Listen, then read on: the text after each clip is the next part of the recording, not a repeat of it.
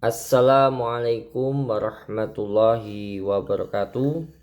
Pada kesempatan kali ini saya berbagi informasi tentang pompa air hemat listrik untuk rumah tangga. Nah, jadi bagaimana menggunakan pompa air agar hemat listrik ya. Banyak orang tidak sadar bahwa pompa air bisa menjadi salah satu penyebab tagihan listrik naik di rumah ya.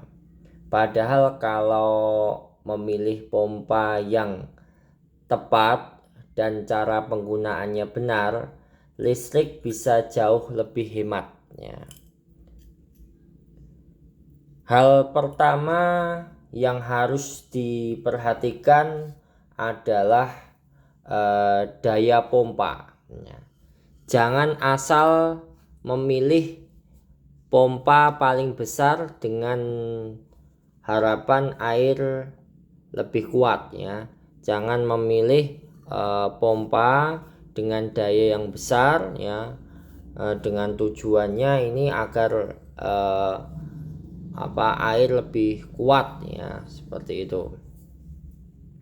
Kalau sumur rumah itu hanya dangkal, tidak terlalu dalam ya, maka cukup menggunakan dengan pompa air yang dayanya itu tidak besar gitu. Jadi memakai pompa besar itu, daya yang besar itu membuat listrik boros dan mesin cepat panas. Tapi kalau kita sumur kita itu dangkal, maka kita gunakan pompa air yang dayanya itu kecil saja ya, sekitar 125 watt ya. Itu 125 watt itu saat berjalan ya, seperti pompa air ini Shimizu PS 128 bit. Nah, ini ketika angkatan pertama itu sekitar 250 watt. Jadi kalau sudah berjalan itu 125 watt ya. Ya, ini untuk untuk sumur yang dangkal ya, untuk rumah tangga ya, ini sudah cukup ini ya. Nah, ini hemat listrik ya, hemat listrik. Untuk kedalamannya kurang lebih berapa ini? Ini tertulis 9 meter ya. Jadi untuk kedalaman sumur di rumah tangga itu kurang lebih itu 9 sampai 12 meter. Nah, ini sudah cukup menggunakan pompa air seperti ini ya. Ini dayanya cukup untuk rumah tangga seperti itu. Pompa dengan daya terlalu tinggi itu lebih cocok ya, dayanya yang tinggi itu lebih cocok untuk sumur dalam ya, sumur dalam, atau digunakan untuk kebutuhan air yang lebih besar. Nah, seperti itu. Nah, selain itu perhatikan kebiasaan pompa hidup dan mati. Jadi semakin banyak pompa hidup ya, semakin banyak listrik yang digunakan gitu. Nah, seperti itu. Terlebih menggunakan otomatis yang seperti ini, kalau tekanannya tidak pas maka akan sering cetak dan cetok ya, sehingga banyak membutuhkan listrik ya, seperti itu.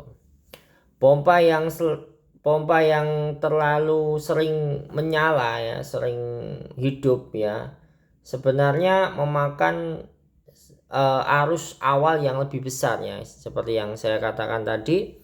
Ketika arus awal itu sekitar 250 ya, 250 watt ya. Terus kalau sudah berjalan itu memakai 125 watt. Nah, seperti itu.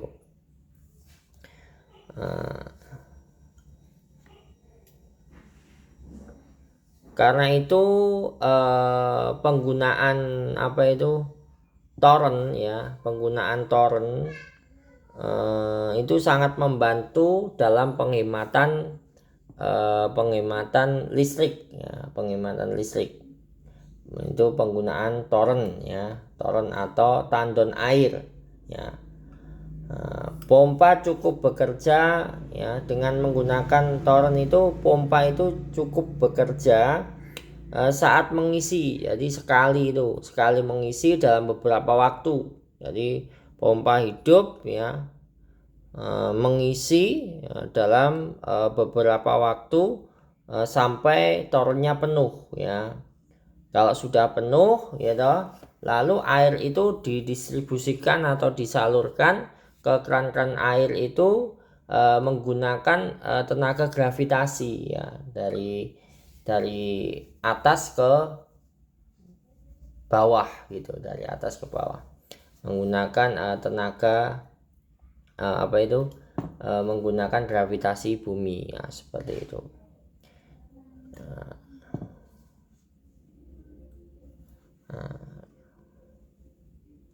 Dengan cara seperti itu pompa tidak terus menerus hidup ya.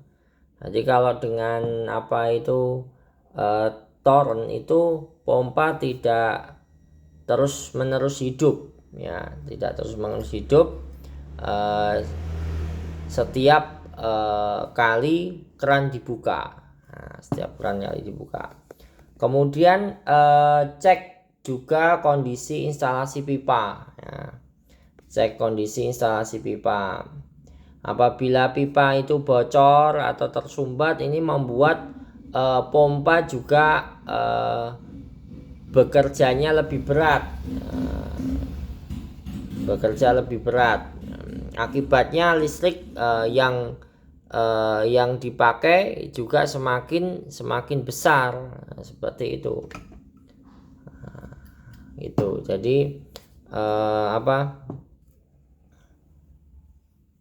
kita cek ya pada pipa hisap maupun pipa tempat keluarnya air ini apakah ada kebocoran. Jadi kalau kebocoran gitu biasanya nanti otomatisnya tiap berapa kali itu bunyi gitu ya, bunyi gitu. Nah, saat kita tidak membutuhkan air, pompa airnya ini malah nyala gitu, malah hidup. Maka itu yang bikin boros listrik. Nah, kemudian tegangan listrik rumah itu juga penting ya, tegangan listrik rumah itu penting. Kalau voltase rendah itu motor dinamo pompa air ini bekerjanya ya lebih keras dengan konsumsi daya meningkat dan dinamo ya cepat rusak gitu. Jadi seperti itu. Bahkan kalau dayanya rendah ya kurang dari 220, ini pompa airnya tidak bisa nyala ya, tidak bisa hidup ya. Nanti cuma gereng gitu, nanti akan mudah terbakar gitu, cepat rusak ini. Maka kita harus cek ya, tegangan di rumah itu ya kurang lebih ya 220 ya, 220 tegangannya. Nah, seperti itu. Jangan sampai kurang dari 220. Nah, itu membuat rusak pada pompa air. Nah, seperti itu. Kemudian untuk tips sederhana supaya pompa air lebih hemat listrik ya, itu yang pertama gunakan pompa sesuai kedalaman sumur. Jadi kita menggunakan pompa itu sesuai dengan kedalaman sumur. Misalkan 9 sampai 12 meter gitu, gunakanlah yang seperti ini. Jadi ada tulisan ini 9 meter ya, dengan daya yang kecil gitu ya, dengan daya yang kecil. ini sekitar 125 watt. Nah, seperti itu. Jangan beli yang besar ya, kalau besar ya kelebihan daya sehingga ya penggunaan listriknya lebih boros gitu. Kemudian yang kedua, pakailah toren ya, toren atau tandon air biar tidak sering hidup dan matinya pompa air gitu. Kemudian yang ketiga, hindari kebocoran pipa. Nah, pada pipa-pipa dicek jangan sampai ada kebocoran. Kalau ada kebocoran nanti ketika pompa air tidak diperlukan atau air tidak diperlukan, pompa air akan menyala ya, akan menyala. Kalau kita menggunakan otomatis pompa air. Kalau kita menggunakan otomatis seperti ini akan cetak dan cetok. Tapi kalau kita menggunakan automatic pump control itu nanti berapa menit akan nyala sendiri gitu, seperti itu. Maka harus dicek ya apakah ada kebocoran pada pipa peralonnya ya. Kemudian yang keempat yaitu bersihkan filter secara rutin. Nah, biasanya di Tucson Club itu tersumbat oleh lumut atau pasir atau tanah atau batu ya, karena di dalam ya di sumur ya, di dalam sumur. Nah, kita cek seperti itu. Kemudian yang kelima yaitu jangan biarkan pompa menyala terus menerus ya. Jangan biarkan pompa nyala terus menerus ya. Kalau pompanya terus menerus nyala ya boros listrik ya, pompanya itu. Terus kemudian yang keenam, matikan pompa saat tidak diperlukan. Jadi kalau tidak diperlukan ya dimatikan saja gitu, seperti itu. Kesimpulannya, hemat listrik bukan hanya soal memilih pompa yang murah ya, tetapi memilih spesifikasi yang tepat dan cara penggunaan yang benar itu. Jadi kalau spesifikasinya sesuai dengan kebutuhan kita dan cara penggunaannya juga benar ya, insya Allah akan hemat listrik. Seperti itu. Demikianlah yang bisa saya sampaikan. Apabila bermanfaat ya, tolong di like dan subscribe-nya ya.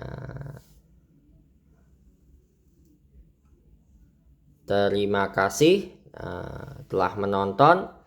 Wassalamualaikum warahmatullahi wabarakatuh.